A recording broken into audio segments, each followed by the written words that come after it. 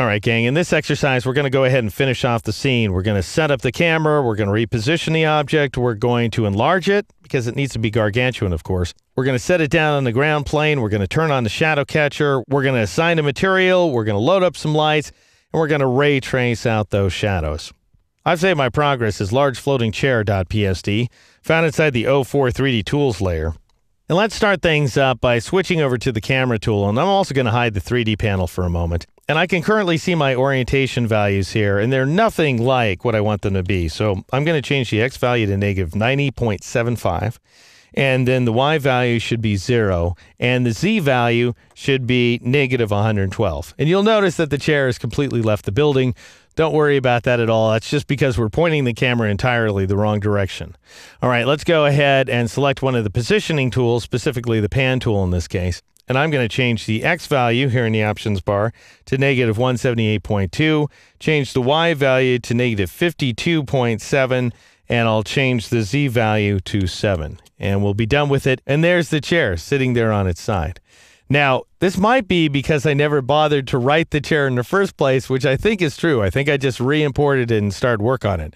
So why don't we take a look at the Object Rotate tool setting? Sure enough, the orientation is the chair flat on its back. So let's change the X value to negative 90, and let's change the Z value to 90, and we end up getting this little dinky chair there. Fair enough. All right, now I'm going to select that drag tool here in the options bar, and I'm going to change the first position value to 13, the Y value to 8, and the Z value to 3.68. And that ends up leaving this guy floating in the air. I think if I choose 3D and snap object to ground plane, it'll go ahead and knock it down. The problem is I still need to scale this chair. So I'm going to switch over to the Scale the 3D Object tool, because this way I can keep track of my numerical values there.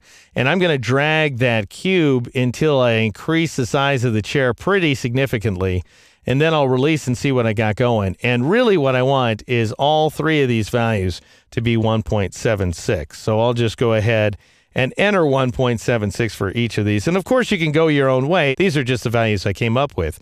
Now my guess is the chair is sinking through the ground plane. And so to confirm whether it is and account for that, of course, go to the 3D menu and choose Snap Object to Ground Plane. And that should go ahead and raise that guy up there. And I'm going to double check my positioning options. And they're fine. These are a little different from before, but it should work. All right, now let's go ahead and make sure that the ground plane shadow catcher is turned on, which it wasn't. Click the OK button to say you understand you have to ray trace. Let's bring up the 3D panel by double-clicking on the 3D layer thumbnail. And I'm going to twirl open entire chair and find one of those ID5 items there, because that's the one and only one material. And you can see ID5 default texture listed here inside the layers panel. Click the down pointing arrowhead next to the sphere. Go ahead and click on one of the predefined materials in Photoshop, stone marble, in order to assign that material to the entire chair so that we have a big chair sculpture.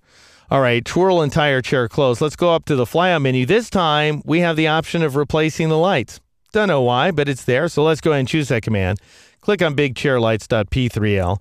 This time we load 3 different spotlights, and I set them up so that we're not entirely brightly lighting the top of the chair because it's so far up in the rafters. And then finally, I click on Scene, and I drop down to Quality, and I change it from Interactive Painting to Ray Trace Draft, and I let Photoshop do its thing. Again, it shouldn't take that long in order to lay down these shadows. We have 3 sets of shadows going on. They're very soft shadows, so they'll appear a little noisy at the draft setting. However, they suit the scene just fine. Now, of course, we're going to go ahead and speed things up.